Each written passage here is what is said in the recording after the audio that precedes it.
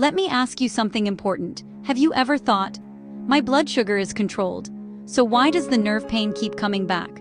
Or maybe, some days my feet burn, other days they tingle. I'm doing everything right, why isn't this improving? I'm afraid of doing the wrong thing and making it worse. If that sounds familiar, this video is for you. Because diabetic nerve pain, also called diabetic neuropathy, can feel confusing, unpredictable, and deeply frustrating. And today, we're going to talk about 5 very common mistakes that can quietly make symptoms worse, often without people realizing it. This video is about education, not blame. Before we begin, an important reminder. This video is educational only and not medical advice. Only a qualified healthcare professional can diagnose or treat diabetic neuropathy. Now let's start with a truth most people aren't told. Diabetic nerve pain is not only about blood sugar. Blood sugar control is essential, but it's not the entire picture. Many people are shocked when they hear this, because they think, if my numbers are good, my nerves should feel better. But diabetic nerve pain is influenced by how sensitive and reactive the nervous system becomes over time. And that's where these mistakes quietly come in. Let's walk through them, one by one. Mistake number 1. Believing blood sugar is the only factor. This is the most common mistake.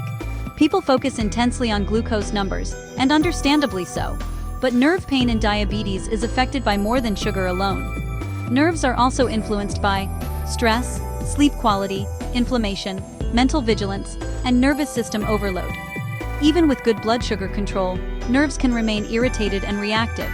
That's why people say, my A1C is better, but my feet still burn.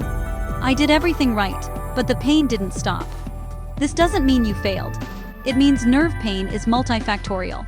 And when nerves become sensitive, they don't automatically calm just because one factor improves. Mistake number 2, ignoring stress. Because it's not physical, this one is huge and often overlooked. Many people think, stress is emotional, my pain is physical. But the nervous system doesn't separate the two. Stress activates the fight or flight response. And when that response stays on too long, it lowers pain thresholds, amplifies nerve signals, and makes tingling, burning, and electric sensations louder. This is why diabetic nerve pain often gets worse during stressful periods, flares without warning, and changes day to day. People say, nothing changed physically, but the pain spiked. It's worse when I'm overwhelmed. That's not coincidence. An overactive nervous system keeps nerves on high alert, and alert nerves are reactive nerves. Mistake number 3, poor sleep, even when you're resting. Sleep is honestly one of the most powerful regulators of nerve health. But here's the problem. Many people with diabetic nerve pain wake up often, have burning or tingling at night, and feel exhausted even after resting. And, they assume, I'm lying down, so my body is resting.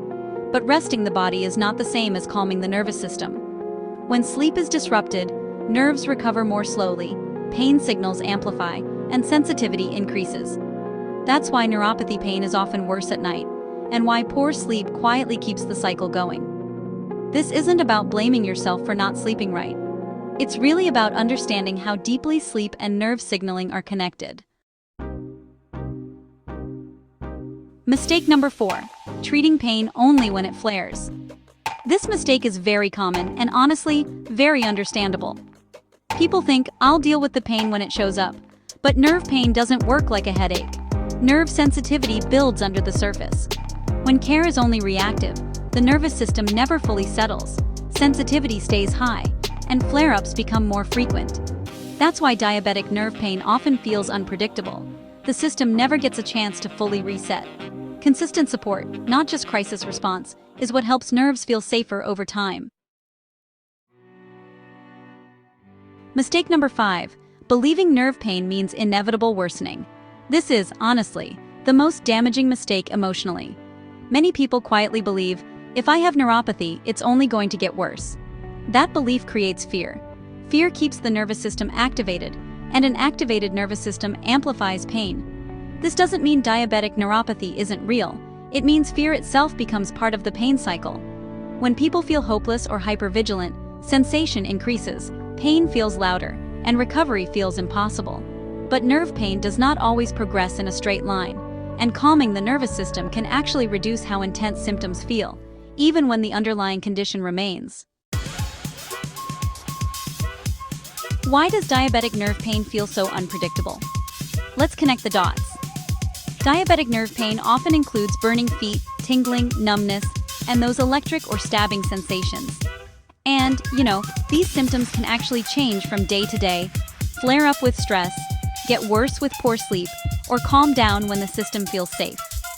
This kind of pattern really points to nerve sensitivity and nervous system dysregulation, not just damage.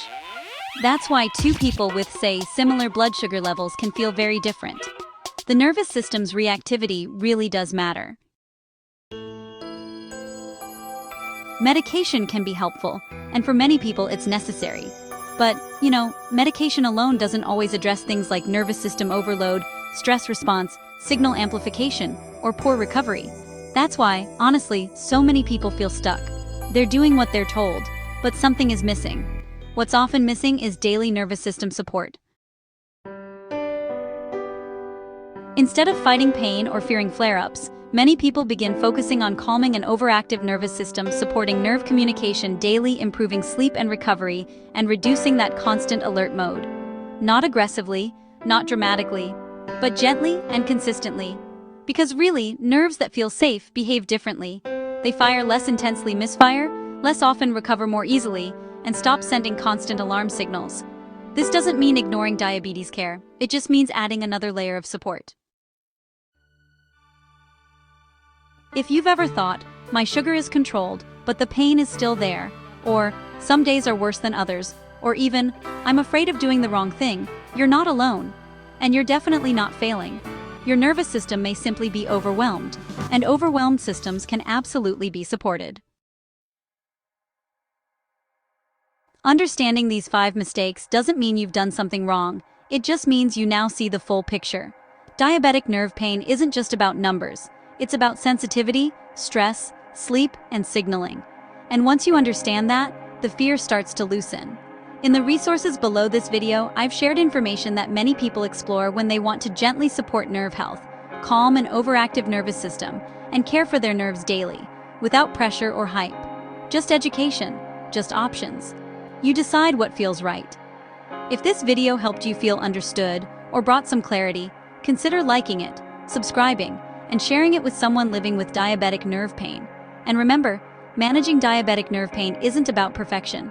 It's about calm, consistency, and support, one steady day at a time.